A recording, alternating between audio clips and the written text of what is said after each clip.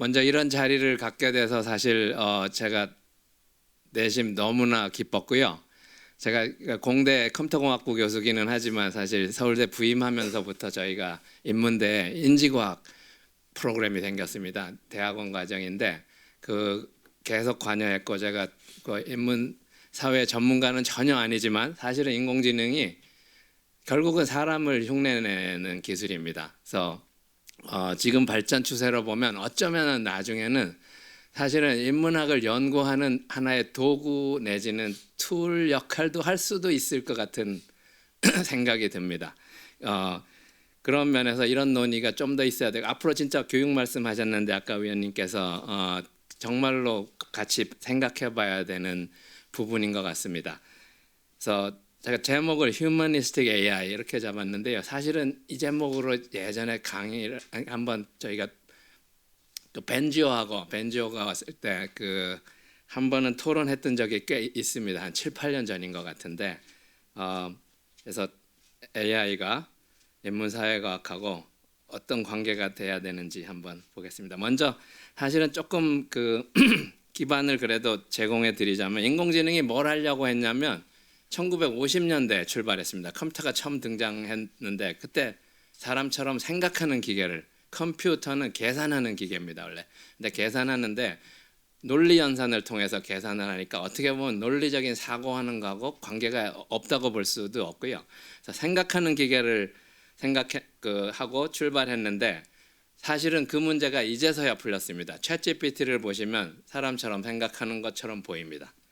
저보다 생각을 더 잘하는 것 같기도 하고 상상력이 있는 것 같기도 하고, 근데 그거보다 더 나아가서 궁극적으로는 사실은 굳이 한마디로 하면 휴먼라이크한 카그니티브한 에이전트는 약간 철학적인 용어를 부여할 수 있습니다. 에이전시라는 거, 약간 주체성도 있고 자율적이고, 궁극적으로는 그리고 인지 능력을 갖는 이런 기계를 만드는 거라고 생각할 수 있고, 그래서 궁극적으로는 지각 능력, 사고 능력, 행동하는 능력, 이거를 가진 사람 같은 기계를 사실은 만들고자 했고요. 아직은 사실은 이거하고는 거리가 꽤 됩니다.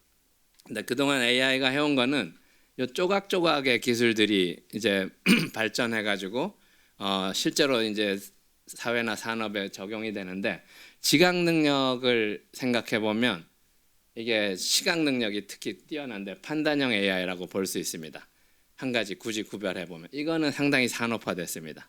사진을 보고 여기 물체가 뭐가 있고 강아지냐 고양이냐 이런 거 구별하는 건데, 어떻게 보면 단순한 문제처럼 보였지만 이게 최근에서야 풀렸습니다. 딥러닝이라는 걸 통해서 한 10년 정도, 15년 정도 됐다고 보고요.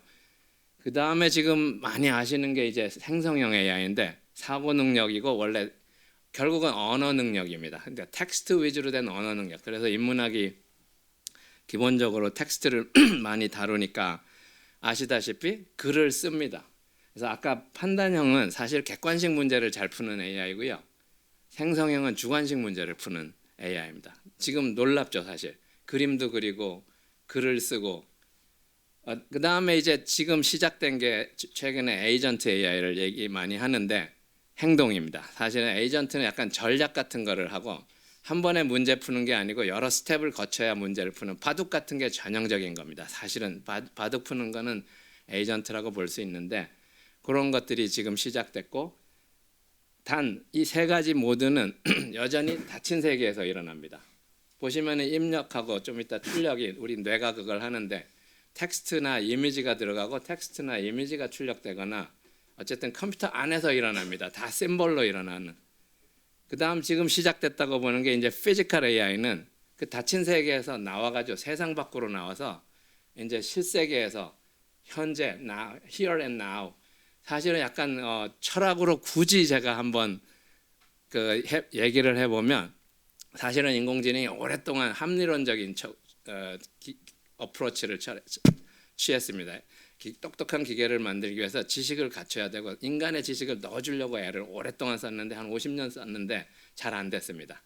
그게 기존의 셈볼릭한 AI인데, 지금 일어나고 있는 머신러닝, 그러니까 다 데이터 드리븐 일어나는 거 사실 극단적인 경험론적인 어프로치입니다.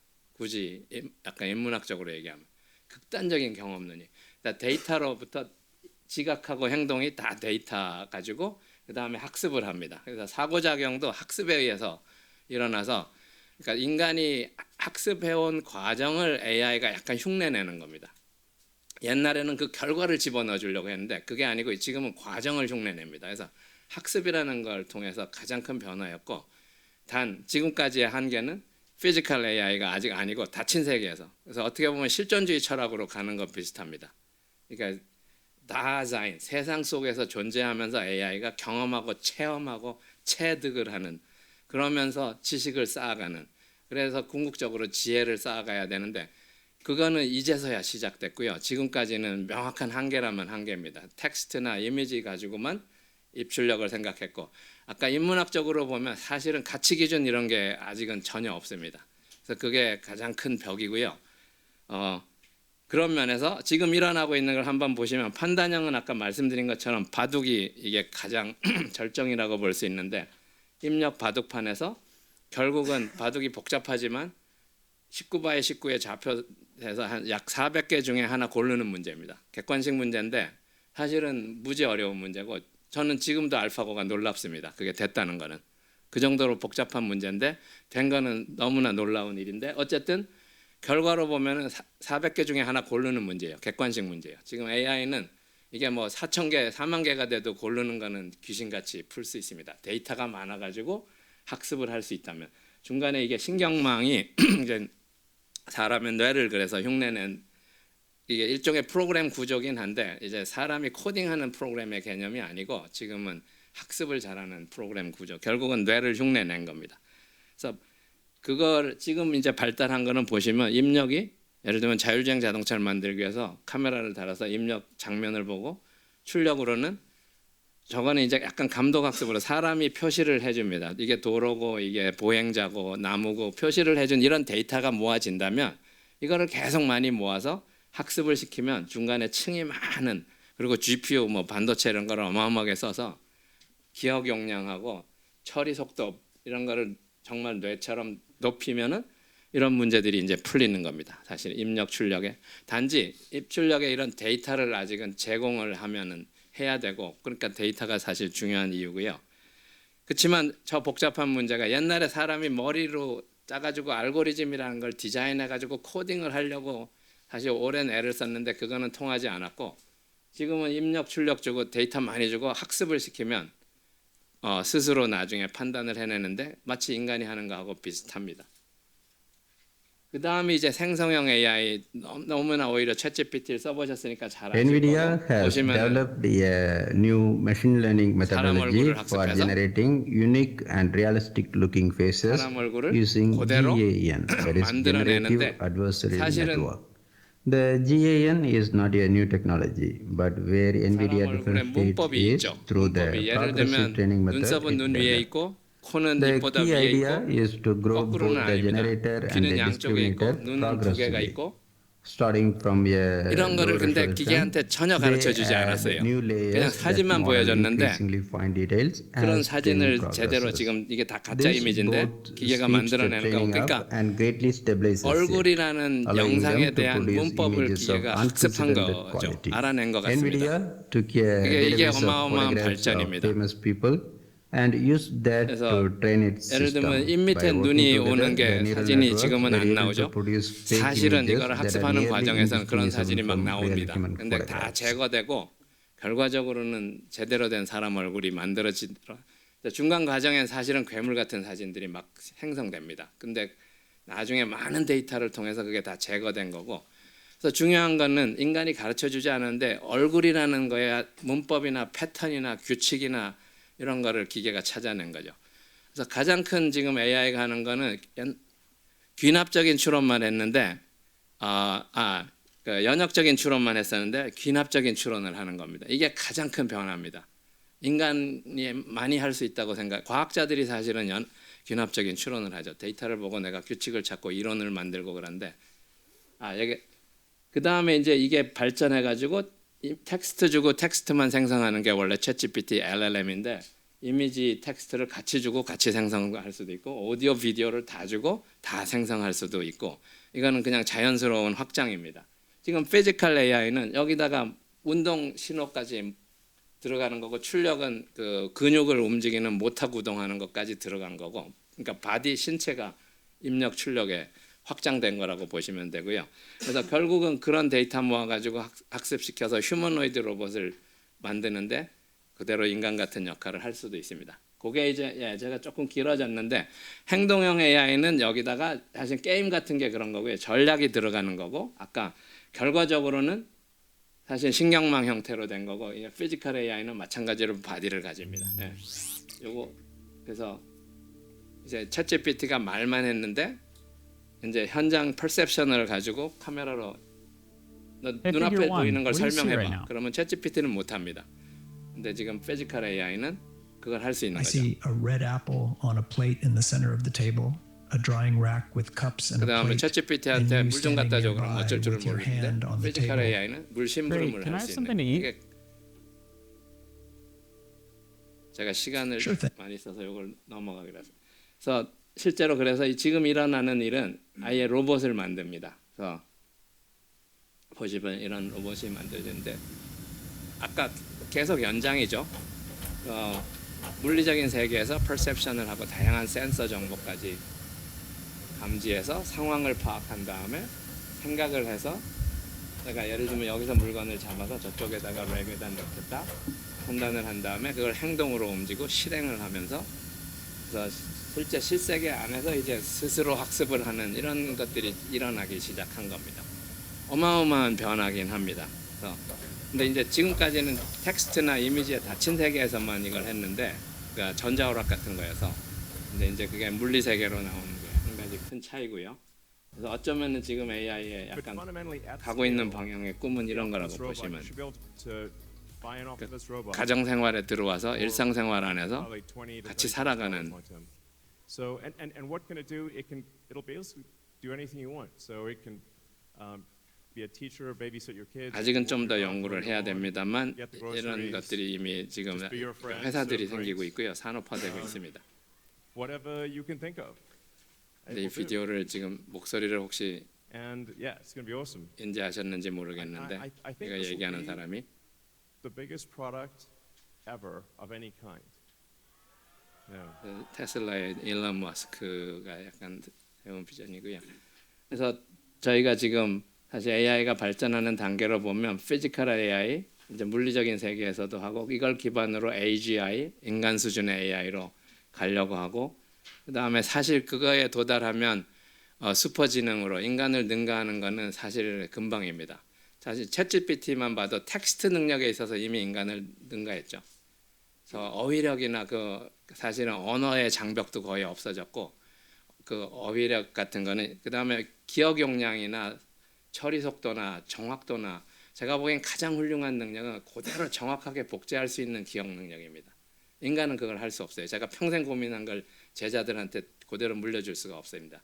근데 기계는 그거를 다 카피하고 확장하고 계속 확장하면 어마어마하게 늘어나고 정확하게 카피할 수도 있기 때문에 계속 학습을 하면서 그래서 이미 슈퍼지능에 도달한 거나 마찬가지고요. 단지 이제 실생활에서 일어나는 것들은 아직은 못하고 있는 그런 한계고 그런 면에서 보면 사실은 중요한 게 사실은 기계가 기술적으로 하는 건 이건 무시할 수 없습니다. 우리가 인간이 직업에서 하는 일들을 대신하는 거는 어떻게 보면 당연하고요. 근데 아직 기계가 여전히 부족한 거는 가치 기준 같은 게 없습니다. 그냥 이 데이터나 결과일 뿐이지 그거에 대한 해석이 없습니다. 근데 해석이 들어가게 되면 그게 인문 사회과학의 이제 이슈인데 사실은 이미 AI가 사실 그런 걸 안 다루지는 않습니다. 우리가 에이전트를 만들면은 value function, 가치 함수 이런 거를 이미 정의합니다. reward function, 평가가 들어갑니다. 근데 이 부분이 사실 인문사회과학적인 뭐 경제학적인 것도 들어가는데 이런 부분의 해석이 상당히 다른 거고 근데 기본적으로 가치 중립적인 일만 하는 거고 AI는 그래서 근데 이게 문제가 될 수 있습니다. 그래서 맥락이나 가치나 책임이나 이런 게 같이 결합이 돼야 그러니까 responsible하게 쓰일 수 있고 이게 잘못하면 이제 오용되거나 악용될 수도 있고 그래서 이런 부분이 들어가야 되고 그게 진짜로 그래서 휴머니스틱한 AI가 만들어져야 된다고 볼 수 있고 계산 능력만으로 사회적인 신뢰나 수용성이나 이런 게 확보가 불가하죠. 계산만 잘한다고, 최적화만 잘한다고 되는 게 아니고 그게 어떤 임팩트를 주고 영향을 주고 받아들여질 수 있느냐, 이런 부분이 사실은 많이 연구돼야 되고 이게 너무나 중요하긴 합니다. 그래서 기계가 더 똑똑해질수록 인간을 사실은 더 닮아야 되는 것 같고요.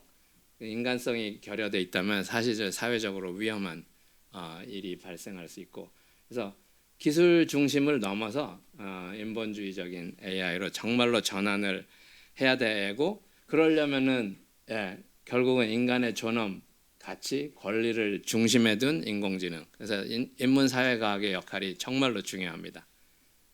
그래서 이런 것들이 다 반영이 돼야 된다고 생각해서 조금 정리를 해봤고요. 요거는 제가 시간을 좀 너무 많이 쓴 것 같으니까 그냥 한번 봐주시면 될 것 같습니다. 그래서 그냥 기술 중심의 사회가 아니고 인간다운 사회. 아까 보신 것처럼 AI가 이제 생활 속으로 들어옵니다.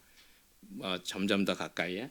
그래서 좀 더 지혜 이런 걸로, 지식을 넘어서 지혜로 가기 위해서 그런 부분들이, 그러니까 윤리법이나 교육 일자리나 이런 부분에 다 사실은 이게 반영이 돼가지고 기술이 개발이 되고 그게 다시 적용이 되는 이런 것들이 필요하고요.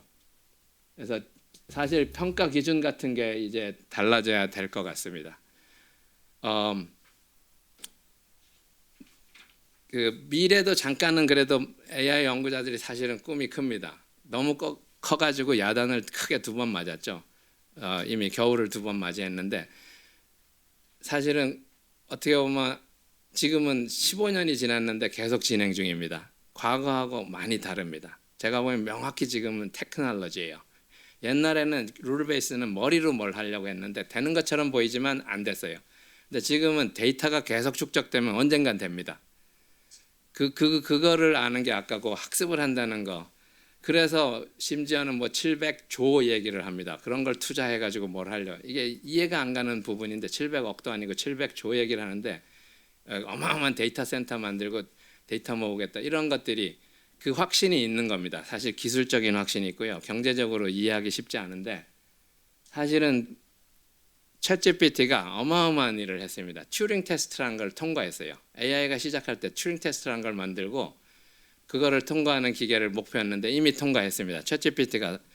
근데 그 다음을 AI 연구자들이 생각했고 그게 토탈 튜링 테스트라는 건데 저 영화를 한번 보셔도 되는데 튜링 테스트는 장막에 가린 다음에 기계하고 사람을 넣어놓고 밖에서 질문을 해서 어느 게 기계고 사람인지를 알아맞추는 문제인데 챗GPT가 이미 상대방이 내가 사람인지 챗GPT인지 제가 대화해가지고 알아맞출 수가 없죠. 통과한 거고. 근데 토탈 튜링 테스트는 얼굴을 보여줍니다. 보여주는데도 인간으로 인정을 받는. 그래서 물론 이게 통과하려면 사실은 시간이 꽤 걸릴 거고요. 그래서 그다음에 직업으로 보면 제가 보기에는 AI가 직업을 앗아가기는 하는데 사실 항상 하나의 직업을 새로 만들어 왔습니다. 옛날엔 지식공학자라 그랬고요. 인간의 지식을 기계한테 집어넣어주는 프로그래머를 지식공학자 80년대고 최근에 새로운 직업은 프롬프트 엔지니어가 새로운 직업입니다. 챗GPT가 잘하는 거 못하는 걸 알고 질문을 사실 그게 프로그래밍이고요. 앞으로는 아마 로봇을 가르치는 게, 그러니까 기계 AI를 가르치는 게 새로운 직업일 것 같습니다. 제가 보기엔. 그래서 튜터링 엔지니어 이렇게 부를 수도 있는 것 같은데, 그래서 그런 면에서는 그게 어쩌면 교육에 반영되는 부분일 것 같습니다. 앞으로 어떤 인재가 더, 물론 너무 폄하하는 의미는 아니고요. 가르친다는 게 그러니까 로봇 어떻게 보면 지금 하고 있는 내가 일들을 AI를 가르치고 나는 빨리 은퇴하는 모드 같은 거라고 사실 생각할 수도 있는 부분이 있습니다.